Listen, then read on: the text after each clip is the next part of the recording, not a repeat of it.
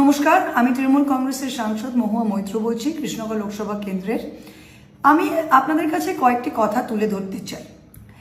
পরিষ্কারভাবে কয়েকটা জিনিস বুঝে নিতে চাই যে কিভাবে নির্বাচন কমিশন পশ্চিমবাংলার বৈধ ভোটারদের কিভাবে তাদের ভোটার লিস্ট থেকে যারা নথিভুক্ত অলরেডি হয়ে গেছে তাদের নামটা কাটার কিভাবে চক্রান্ত করেছে এবং এখনো সেটা যে কোনোভাবেই চালিয়ে যাচ্ছে।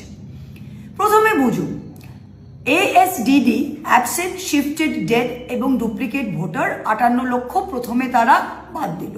ঠিক আছে, টোটাল ভোটার লিস্টটা ড্রাফট লিস্ট হিসাবে পাবলিশ হলো গিয়ে আপনার 16ই ডিসেম্বর।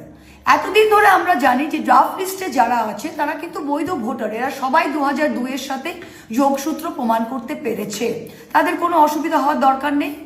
তারপরে এই ড্রাফট লিস্ট থেকে ওরা 1,36,00,000 ভোটারকে আবার যৌক্তিক অসঙ্গতি মানে লজিক্যাল ডিসক্রেপেন্সি নামে একটা পুরো ভুয়া একটা ক্যাটাগরি তৈরি করলো। সেখানে গিয়ে আপনাকে, আমাকে, যাকে তাকে ম্যাক্সিমাম মাইনরিটি এলাকায়, সংখ্যালঘু এলাকায় ওরা এটা বেশি করার চেষ্টা করলো। গিয়ে সবাইকে গিয়ে তাদের বললো না, আপনাদের হিয়ারিংয়ে আসতে হবে, আপনাদের আবার প্রমাণ করতে হবে যে আপনি ভোটার। ঠিক আছে, মানুষরা আবার লাইনে দাঁড়ালো 8 ঘন্টা ধরে, মানুষরা আবার হয়রানি হলো, মানুষরা আবার নথি জমা দিল। তবুও সেই পুরো প্রক্রিয়াটা শেষ হলো, 7ই ফেব্রুয়ারিতে শেষ হলো, 14ই ফেব্রুয়ারি অবধিটা হলো। তারপরে কি দেখা গেল? তারপরে দেখা গেল যাদের সব বৈধ নথিপত্র, যারা শুধু আবার এলডি লিস্ট থেকে ফাইনাল লিস্টে যাবে, সেখানে সম্পূর্ণ অবৈধভাবে বাইরে থেকে নন স্ট্যাচুটরি অফিসার, মাইক্রো অবজারভার নামে তারা আমাদের এইআরওর ওপর বসিয়ে দিল, চাপিয়ে দিল সম্পূর্ণ ইলিগালি, সম্পূর্ণ অবৈধভাবে। এই মাইক্রো অবজারভারদের তাদের কোনো অ্যাকাউন্টেবিলিটি নেই, তারা কারো কাছে তারা কোনো কিছু অ্যাকাউন্টেবিলিটি দিতে হবে না, কোনো হিসেব দিতে হবে না। তারা মনের মতো 10টা ভোটারের মধ্যে 8টাকে বললো না, তোমার নথি ঠিক নেই, তোমার নথি বুঝতে পারছি না বলে ফিরিয়ে দিল। এটা একদিনে 1000 থেকে একদিনে 20,000 প্রত্যেকটা অ্যাসেম্বলিতে বাড়তে থাকলো, কারণ একটা মাইক্রো অবজারভার তার লগ ইন আইডিটা আরো 100 জনকে দিচ্ছে। এই 100 জন ডেটা এন্ট্রি অপারেটর বসে খালি নাম বাদ দিচ্ছে, নাম বাদ দিচ্ছে। এক একটা অ্যাসেম্বলিতে 40,000 মতো নাম, সবকিছু ঠিক থাকা সত্ত্বেও আবার ফিরে আসছে রিভিউয়ের জন্য। তারপর আমরা আবার সুপ্রিম কোর্টে গেলাম, আবার সুপ্রিম কোর্ট বলল যে না, এটা হবে না। ওরা বলল বিচার ব্যবস্থা কলকাতা হাইকোর্ট এর আন্ডার এটা চলে গেল।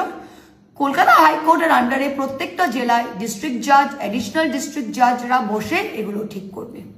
এখন দেখুন, 73 সাব ডিভিশনে আমি বলছি 3টে বিধানসভা আছে, 3টে বিধানসভা মিলিয়ে 40,000-এরও বেশি নাম ফিরে এসেছে।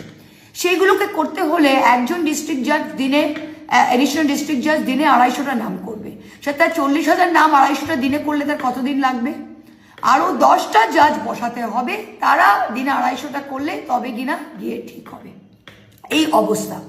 এখন সুপ্রিম কোর্ট পরিষ্কারভাবে বলে দিয়েছে যে 28 তারিখে একটা তালিকা প্রকাশ হবে, যেই 50 লক্ষর নাম ফিরিয়ে দিয়েছে ইলেকশন কমিশন, যাদের আবার নথিপত্র দেখতে হবে সম্পূর্ণ অবৈধভাবে, সেগুলো একটার পর একটা ডিস্ট্রিক্ট জুডিশিয়াল জাজ, জুডিশিয়াল অফিসাররা চেক করে ওটা সাপ্লিমেন্টারি লিস্ট, অতিরিক্ত লিস্টে সেগুলো পাবলিশ হবে। তা আমরা আপ্রাণ চেষ্টা করছি, মমতাদি প্রত্যেকবার সুপ্রিম কোর্টে যাচ্ছে, আমরা সরকার হিসাবে চেষ্টা করছি, পার্টি হিসাবে চেষ্টা করছি যে বাংলার একটা বৈধ ভোটারের নাম যেন কাটা যায় না।